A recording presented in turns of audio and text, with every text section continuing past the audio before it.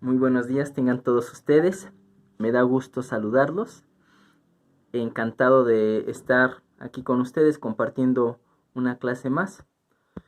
Y pues bueno, nos toca hablar hoy de la narración, del juicio histórico. Ustedes ya me entregaron un trabajo y vamos a partir de lo que ya conocemos. Bueno, ¿qué es lo que conocemos? Que el juicio es una actividad del entendimiento que afirma o niega, une o separa.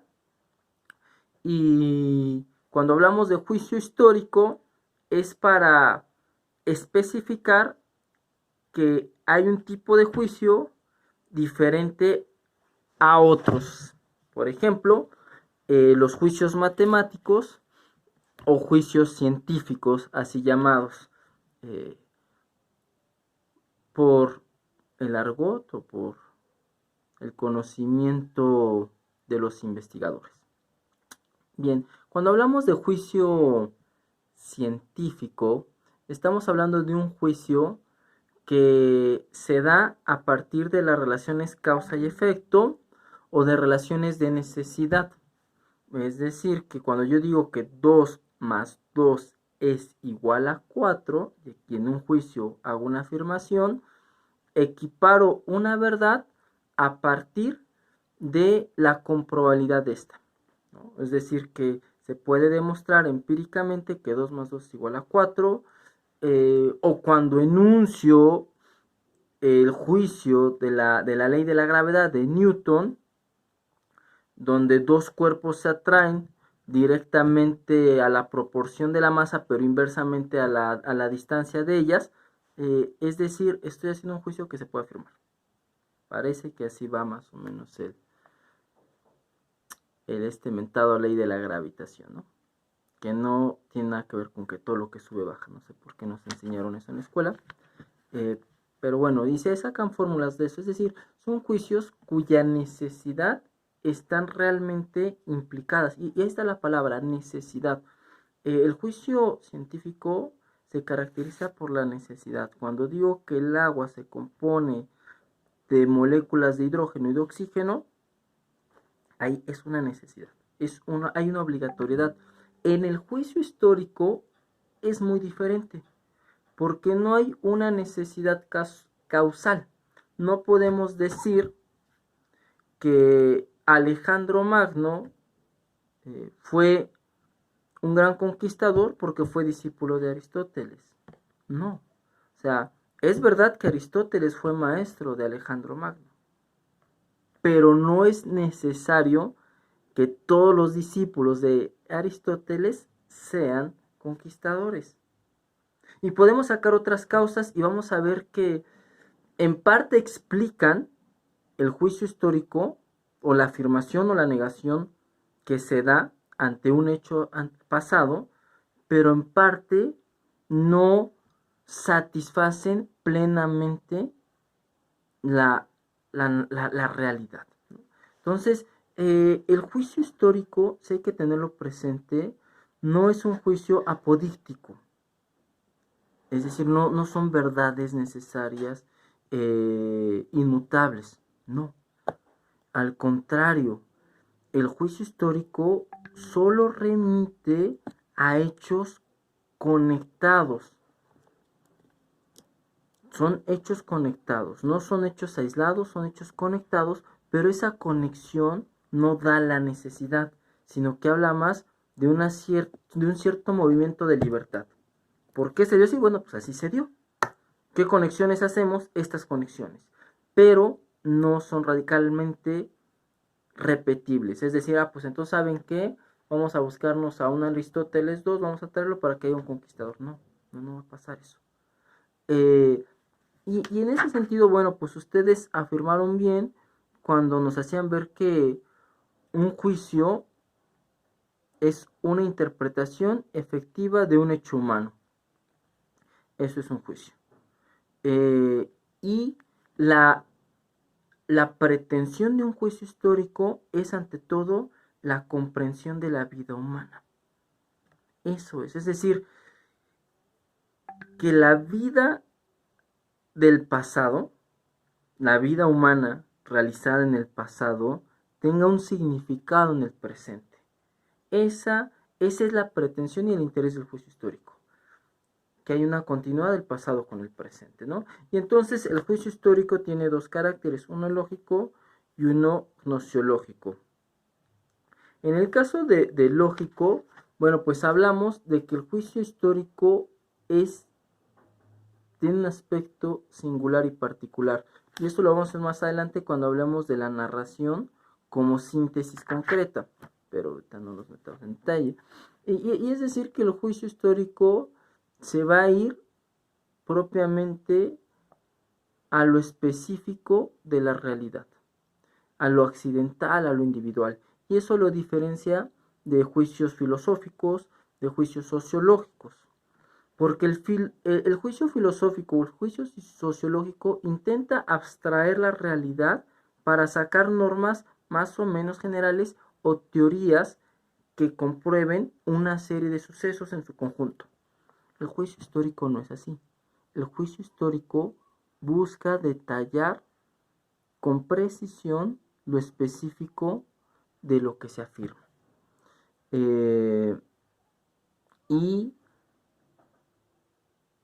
que estos hechos humanos expresan cierta libertad, como ya lo dije. Diríamos entonces que la explicación histórica, los juicios históricos, se enfocan más en ser adecuados que en ser verdaderos.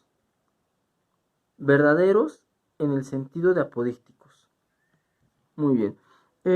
Y entonces tenemos que afirmar que el juicio histórico posee certeza, pero carece de evidencia absoluta, porque los hechos no son aprehensibles, con H intermedia, en su totalidad. Entonces, ¿cuál es la pretensión de un juicio histórico? Sí, iluminarnos, darle sentido al presente, pero también a partir de una verosimilitud. O sea, no nada más es inventarnos cosas. Y de ahí que la narración como un elemento de explicar, de un elemento donde la razón da a conocerse, esta razón necesita de la narración. ¿Por qué? Porque nosotros no hablamos un lenguaje matemático. El hombre constantemente cuenta algo, cuenta su historia, cuenta su día, cuenta su sentir, y al contar muchas veces narra. Siempre y cuando entendamos una narración como, bueno, pues una parte del género literario, pero que su característica principal es la secuencia temporal. Y así hablamos. O la razón usa este estilo literario para expresar su vida, la vida de los demás, de su colectividad y hasta de las naciones.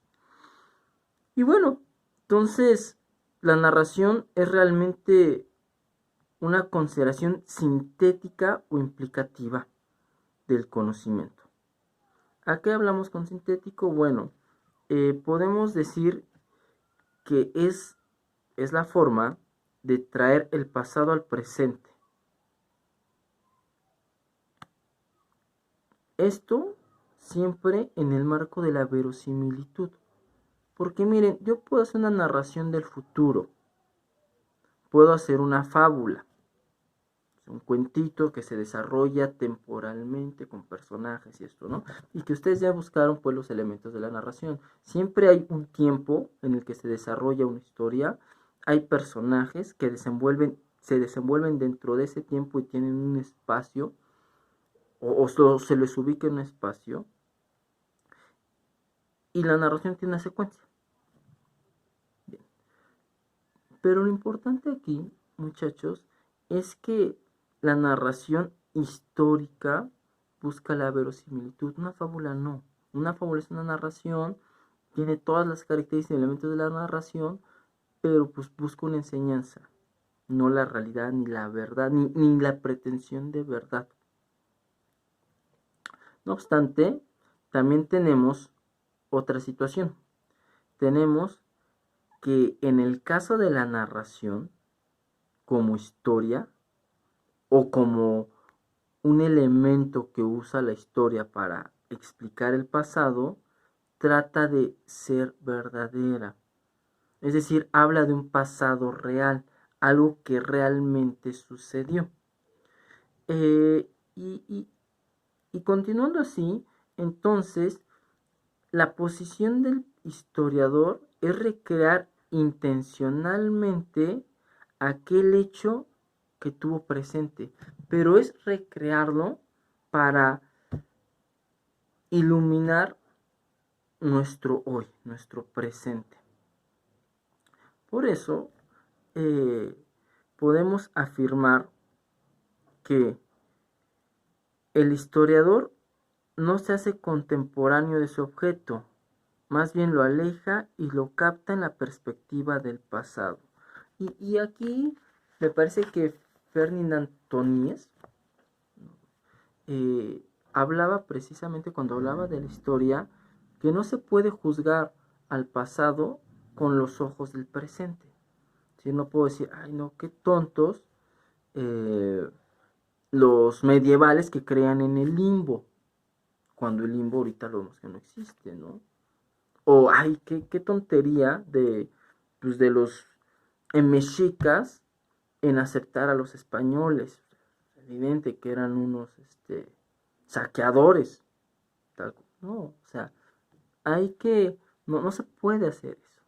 El historiador tiene que tomar distancia de su presente y adentrarse en su pasado.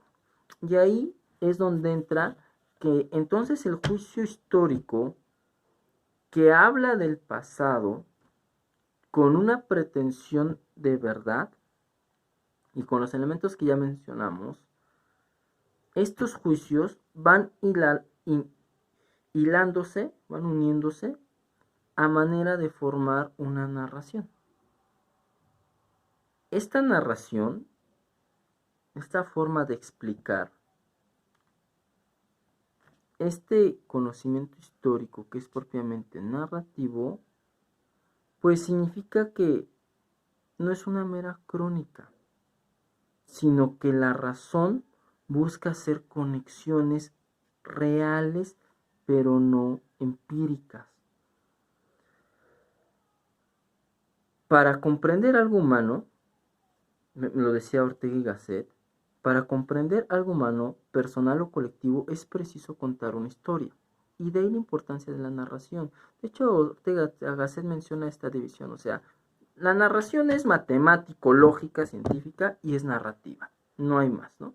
Y es que este contar o este dar cuenta se diferencia de lo físico-matemático, pero además quizá es lo más significativo para el ser humano. Nos dice más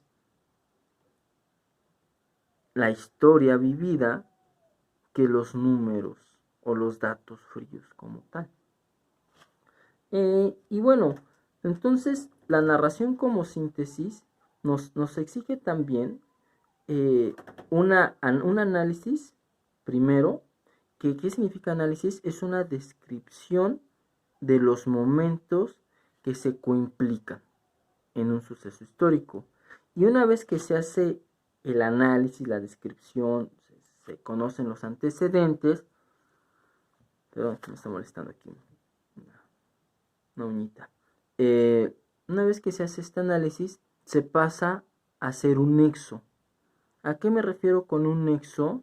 Bueno, pues que una vez que se acumulan observaciones y descripciones, no basta quedarse ahí, sino que estas observaciones, estas descripciones tienen que llevar una construcción previa, tienen que darle un significado a nuestra realidad. Y bueno, y es así como pasamos a que la narración como síntesis va a ser una síntesis concreta.